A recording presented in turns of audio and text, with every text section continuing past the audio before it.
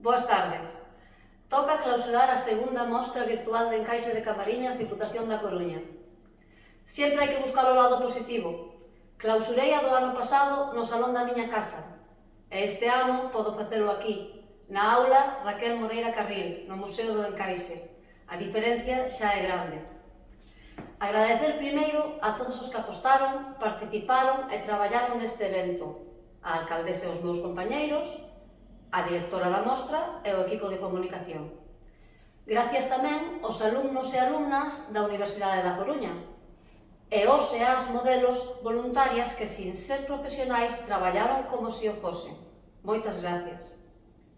Quero transmitirlles ánimo ás palilleiras, tanto os nenos e nenas do Peque Encaixe como as adultas, o presente e o futuro. Elas son as protagonistas e o motor da mostra. Esta pesadilla terá un pronto final e volveremos a disfrutar da súa arte, dos desfiles e a escoitar o son dos palillos no recinto feiral. Cando poida ser, vamos aproveitar cada segundo, porque, sin lugar a dudas, esta é a mostra máis deseada.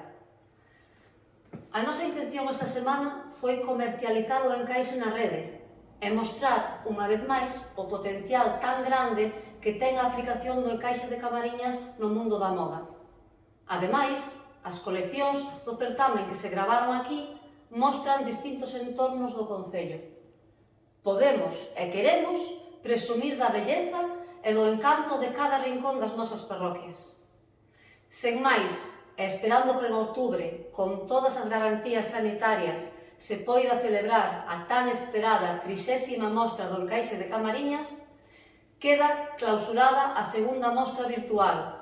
Viva a mostra, viva o encaixe e viva Camariñas!